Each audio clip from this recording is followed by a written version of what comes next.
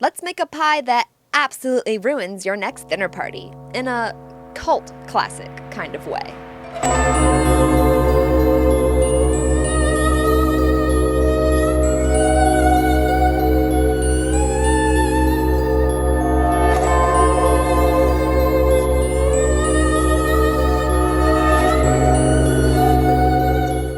What's up, hungry people? Midsommar is one of my favorite horror movies. It's one of those horror films where the scariest things happen in broad daylight. At the heart of it all are communal feasts, which might have you second-guessing the ingredients. In Sweden, Midsommar is a joyful celebration of light, nature, and renewal, dancing around maypoles, eating herring, and wearing flower crowns. In Midsommar, these same traditions take a much darker turn, and the pies get a whole lot weirder. Today, we're making the special pies from Hårgan.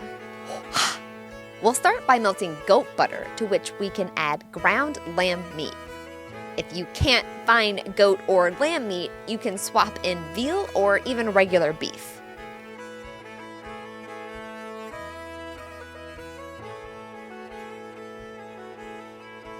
Let it start to brown up a bit before adding diced onion and shredded red potato.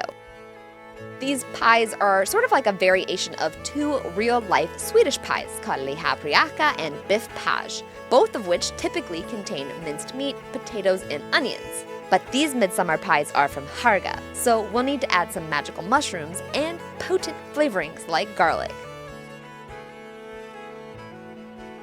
To the filling, we'll also add dill seed, smoked paprika, and dried dill.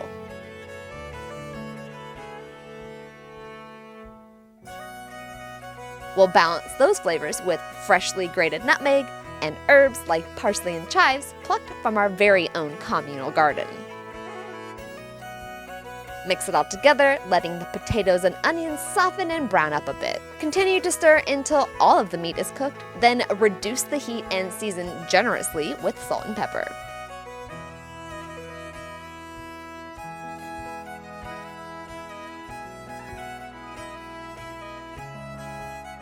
Then turn off the heat and stir in the sharp cheddar cheese while the filling is still hot, and stir so that the cheese is melted into the mixture. Then let the filling cool until it reaches room temperature. While the filling cools, we can make the pie dough. The crust starts with a few cups of flour and some lard, plus sour cream and just enough salt to pull it all together and give the crust some flavor. Then we'll use boiling hot water to melt the lard into the flour. The lard will start clumping up and melting into the crust as it all gets stirred together. Continue to stir until all of the fat is completely melted. At this point, the crust dough will be very sticky, so the lard will need to re-solidify to help the crust hold its shape. We'll need to chill the dough until it's starting to firm up a bit, so for about an hour or so. It's okay if the dough isn't cold all the way through, because we'll be cutting it into individual and equally sized balls of dough, and we want it to still be pliable at this stage. Then we'll sprinkle a little bit of flour on a work surface to shape and roll the dough into balls.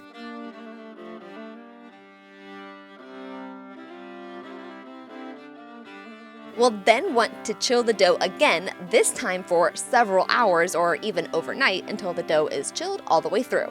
When the dough is completely chilled, it should still be relatively soft and easy to mold. We'll tear off a small piece of each dough ball and set it aside. This will eventually become the lid to the pie. I'm using a rustic pie mallet, or otherwise known as a tart temper, to get the freestanding base to the pies, since this is how we see the Hårgan pies being made in the movie.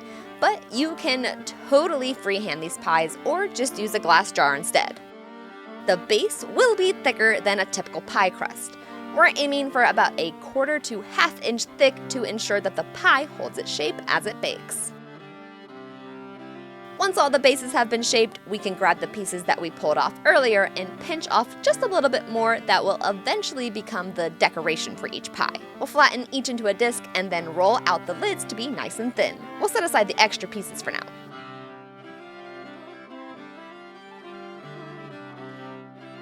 These pies can hold an impressive amount of filling, so be sure to stuff the crusts all the way to the edges.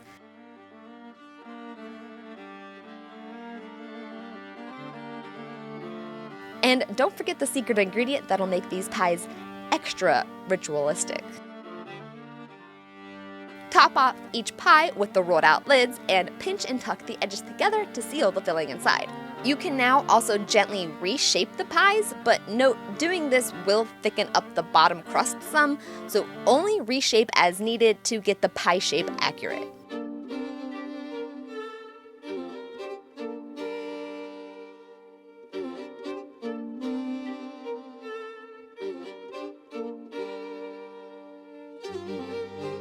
Finally, we'll grab the last pieces of the reserved pie dough and roll it out and cut into small strips that can be used to decorate the tops of our pies with runes.